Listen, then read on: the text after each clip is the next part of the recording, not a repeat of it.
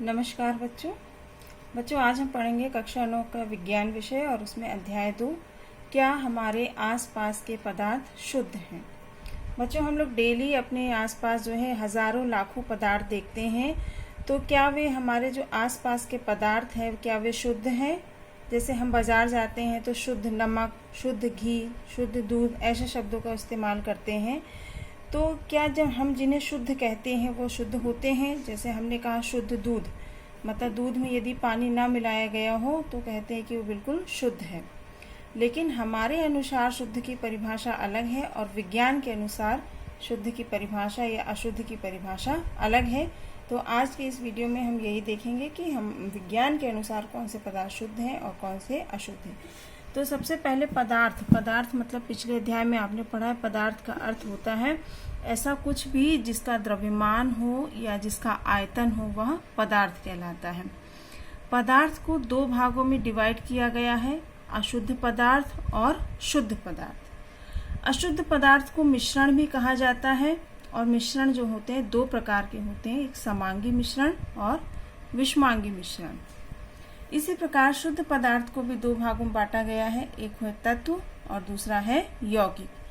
इन समांगी मिश्रण, विषमांगी मिश्रण, तत्व और यौगिक के विषय में हम आगे अध्ययन करेंगे। सबसे पहले शुद्ध और अशुद्ध पदार्थ की यदि परिभाषा देखी जाए तो अशुद्ध पदार्थ क्या होते हैं, जब पदार्थ के कण अलग अलग रासायनिक प्रकृति के हो तो उन्हें अशुद्ध पदार्थ या मिश्रण कहते हैं। जब पदार्थ के कण अलग अलग रासायनिक प्रकृति के हों तो उसे अशुद्ध पदार्थ कहते हैं। जैसे समुद्र का पानी, समुद्र के पानी में पानी के अलावा नमक भी मिला होता है और भी तत्व मिले होते हैं। तो पानी की रासायनिक प्रकृति अलग है, नमक की रासायनिक प्रकृति अलग है। यदि उसमें कैल्शियम है तो कैल्शियम की रासायनिक प्रकृति अलग है। तो इस तरह समुद्र के पानी में अलग अलग पदार्थों के अलग अलग रासायनिक गुण हैं। उसी तरह वायु में हाइड्रोजन भी है, हीलियम भी है, नाइट्रोजन भी है, ऑक्सीजन भी है, कार्बन डाइऑक्साइड भी है, सल्फर डाइऑक्साइड भी है। इस तरह कई गैसें हैं और सभी गैसों की रासायनिक प्रकृति अलग अलग है। तो वायु भी एक प्रकार से अशुद्ध पदार्थ है। मिट्टी में रेत भी होता है, रेत के गुण अलग होते हैं, पानी के गुण अलग होते हैं, सिलिका के गुण अलग होते हैं, चिकनी मिट्टी के गुण अलग होते हैं। तो इस तरह मिट्टी भी एक अशुद्ध पदार्थ है। दूध जो है, हम कहते हैं कि दूध में यदि पानी ना मिलाया गया है तो दूध जो है शुद्ध होता है, लेकिन विज्ञान के अनुसार दूध भी एक अशुद्ध पदार्थ है क्योंकि दूध में प्रोटीन होता है, प्रोटीन की रासायनिक प्रकृति अलग होती है। कार्बोहाइड्रेट होता है, कार्बोहाइड्रेट की रासायनिक प्रकृति अलग होती है। पानी होता है, पानी की रासायनिक प्रकृति अलग होती है। उसके अलावा वसा होता है। तो इस तरह दूध जो है कई चीज़ों का एक मिश्रण है, अतः दूध भी एक अशुद्ध पदार्थ है। अब देखिए शुद्ध पदार्थ क्या होते हैं। जब पदार्थ के सभी कण समान रासायनिक प्रकृति के हों तो उसे शुद्ध पदार्थ कहते हैं। मतलब पदार्थ का प्रत्येक कण चाहे वो छोटा हो या बड़ा हो, सभी की रासायनिक प्रकृति एक समान हो तो उसे शुद्ध पदार्थ कहते हैं। जैसे लोहा है तो उसका प्रत्येक कण, उसका सूत्र Fe ही होगा, उसके प्रत्येक कण में इलेक्ट्रॉनों की संख्या समान होगी, मतलब प्रत्येक कण उसका एक समान होगा। इसी तरह तांबा, जल का सूत्र H2O है। जल एक यौगिक है जो हाइड्रोजन और ऑक्सीजन से मिलकर बना है, लेकिन जल का प्रत्येक अणु H2O ही रहेगा। किसी भी अणु की या किसी भी कण की रासायनिक प्रकृति अलग नहीं होगी। इसी तरह नमक भी एक यौगिक है, इसका सूत्र होता है NaCl, मतलब सोडियम क्लोराइड।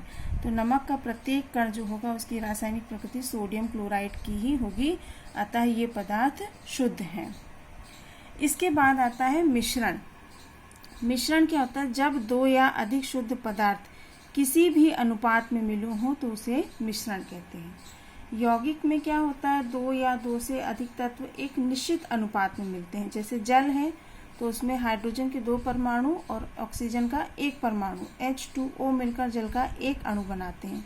ऐसा नहीं हो सकता कि हम हाइड्रोजन के 3 परमाणु ले लें और ऑक्सीजन का 1 परमाणु, मतलब उसका अनुपात जो होता है निश्चित होता है। लेकिन मिश्रण में कोई भी पदार्थ किसी भी अनुपात में मिलाया जा सकता है तो बनने वाला पदार्थ जो है मिश्रण कहते हैं। और इसमें घटक पदार्थों के गुण विद्यमान रहते हैं। मतलब घटक पदार्थ मतलब उसमें जो पदार्थ अलग अलग मिलाए गए हैं सभी के गुण उसमें मिलते हैं। जैसे जल है तो जल का H2O, लेकिन हाइड्रोजन गैस है, ऑक्सीजन भी गैस है, लेकिन जल क्या होता है, H2O जब बनता है तो क्या हो जाता है, जल बन जाता है, मतलब वो लिक्विड में बन जाता है। लेकिन मिश्रण में क्या होता है, अलग अलग पदार्थ जो भी मिलाए गए हैं सबकी अलग अलग गुण दिखाई देते हैं। जैसे कि जल और नमक का घोल, जल और नमक का घोल एक मिश्रण होता है, ये कोई यौगिक नहीं, इसे किसी भी अनुपात में हम मिला सकते हैं, उसमें जल के भी गुण रहेंगे और नमक के भी गुण रहेंगे।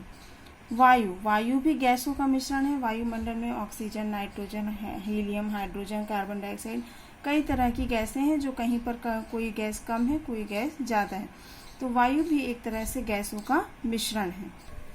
देखिए इसके बाद आता है मिश्रण। मिश्रण के प्रकार, मिश्रण भी जो होते हैं दो प्रकार के होते हैं, एक होता है समांगी मिश्रण और दूसरा होता है विषमांगी मिश्रण। समांगी मिश्रण को इंग्लिश में होमोजीनियस मिक्सचर भी कहा जाता है और विषमांगी मिश्रण को हेटेरोजीनियस मिक्सचर भी कहा जाता है।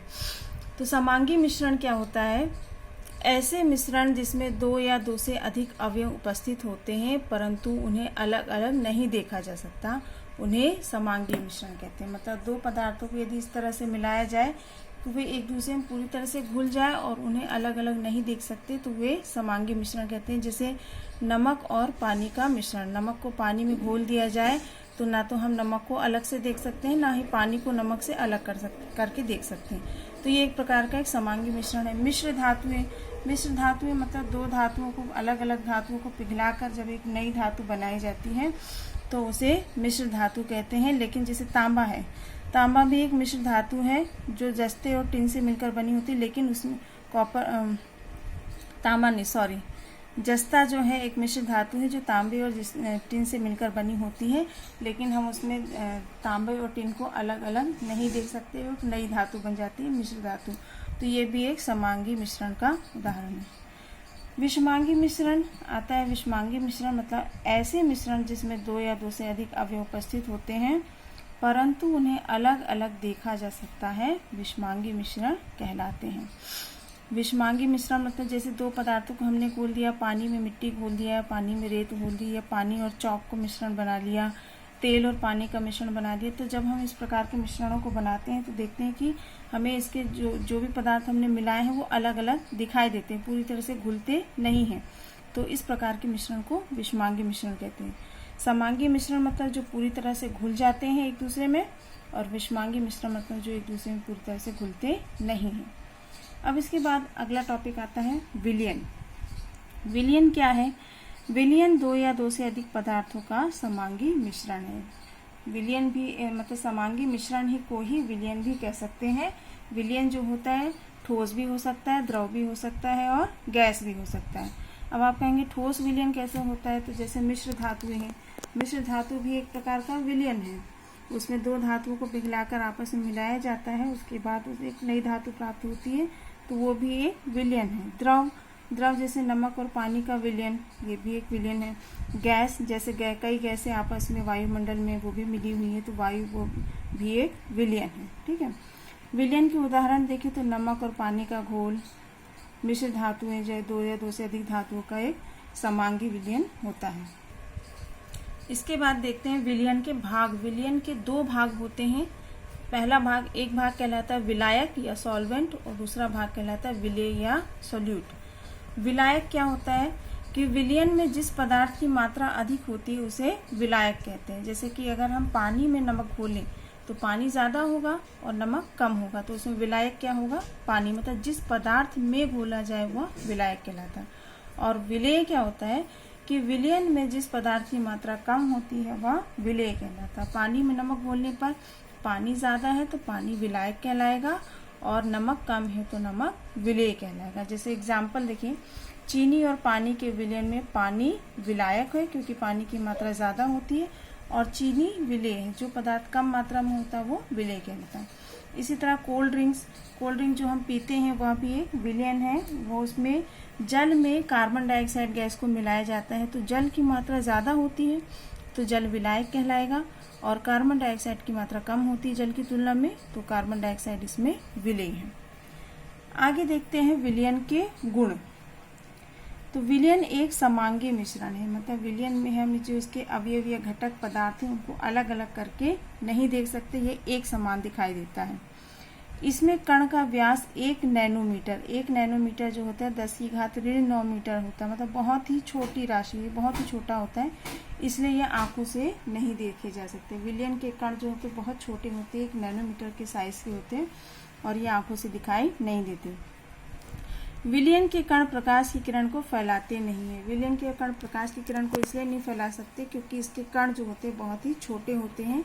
प्रकाश की किरण को वही कण फैला सकते हैं जिनका साइज जो होता है बड़ा होता है और प्रकाश का मार्ग इसमें दिखाई नहीं देता। छानने की विधि द्वारा विलेय के कणों को विलयन में से अलग नहीं किया जा सकता। जैसे चीनी और पानी का हमने विलयन बना दिया, तो यदि इसको छान दे तो ऐसा नहीं हो सकता कि चीनी अलग हो जाए और पानी अलग हो जाए, मतलब इसको छानने की विधि के द्वारा विलेय के कणों को इसमें से अलग नहीं किया जा सकता। विलयन स्थायी होता है, मतलब विलयन को यदि हम घोल के छोड़ दें ऐसे, तो ऐसा नहीं होगा कि विलेय के कण नीचे बैठ जाए और विलायक जो है ऊपर रह जाए। जैसे पानी और तेल को यदि हम मिलाकर छोड़ दें तो कुछ समय बाद होता है पानी नीचे और तेल ऊपर, तो वह स्थायी नहीं है, जबकि क्योंकि वो एक विषमांगी मिश्रण है। जबकि अगर नमक और पानी को हम घोल दें और उसको छोड़ दें तो ऐसा नहीं होगा, कुछ देर बाद सारा नमक नीचे बैठ जाए और कुछ देर बाद सारा पानी ऊपर आ जाए, तो क्योंकि वह एक स्थायी विलयन है, तो विलयन स्थायी होता है। तो आज की वीडियो में हमने शुद्ध और अशुद्ध पदार्थ, उसके बाद मिश्रण और मिश्रण के गुण, विलायक, विलायक के भाग और विलयन के गुण के विषय में पढ़ा। अगले वीडियो में इसके आगे के टॉपिक्स पर चर्चा करेंगे। Thank you.